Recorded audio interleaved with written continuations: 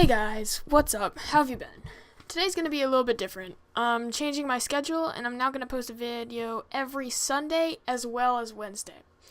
But on Sundays it's not just going to be a normal post. I'm going to try and do something different. I'm not the best with sharing my religion with other people face to face, and that is a fault of mine. So I'm going to talk about it over YouTube. Now, I know what you're thinking. Don't bear with me for a second longer, please. So some of you may not agree with what I say, but even if you don't, I would love if you would listen. You can mute and just watch the gameplay if you want, but it would be great if you didn't. So here it is. I'm a Christian.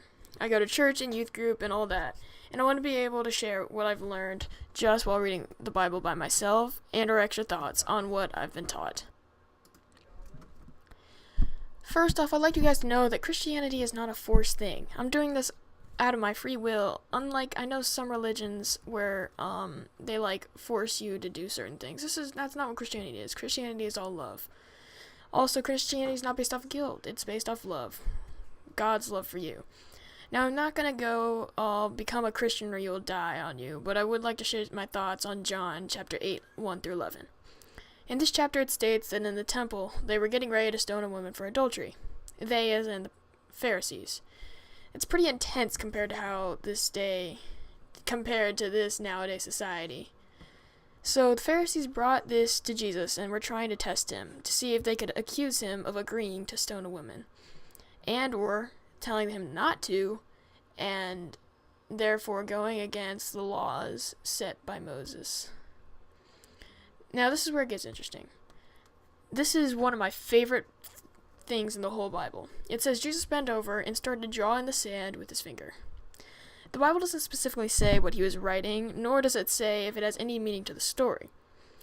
But once he finished writing, he stood up and he said to the Pharisees, "Let any of you who are among you without sin be the first to throw a stone at her."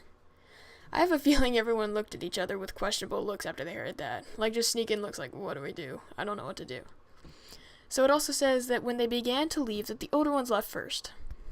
Now I believe that could be that the older ones had more knowledge about the Bible and they knew how this kind of thing worked in a way. They knew just to listen to Jesus and stuff. Or it could just be that they lived longer, therefore sinning more. But eventually all left and Jesus was left alone with the woman.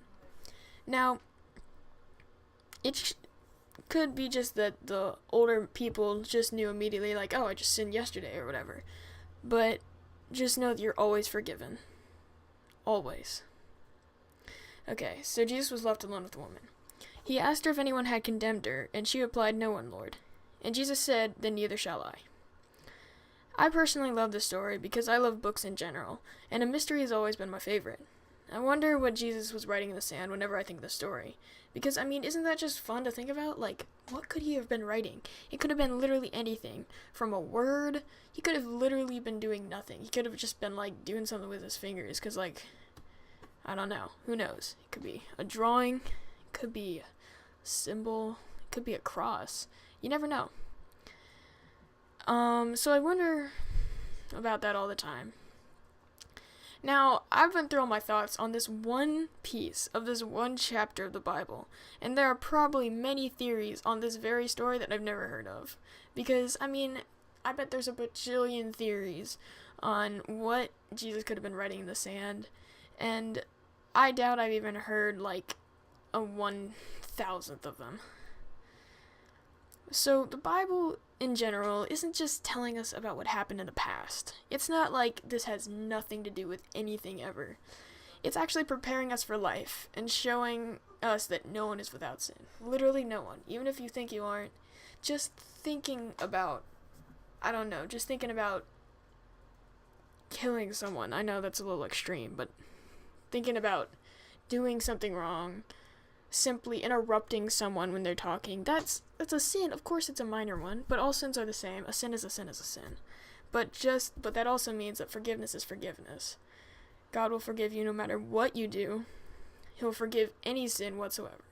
And that's something I think is a little bit skeptical in this world nowadays.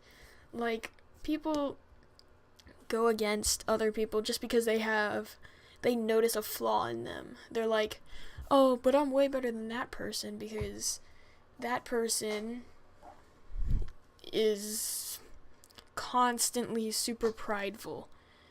Now, all sins are the same, and God forgives everyone, and that's, I think, what most people need to learn. So, I just want you guys to know that thank you guys so much for listening, and I hope you have a wonderful day. So I'm going to do this every Sunday, and just know that you're loved, and God will always forgive you, no matter what the sin is.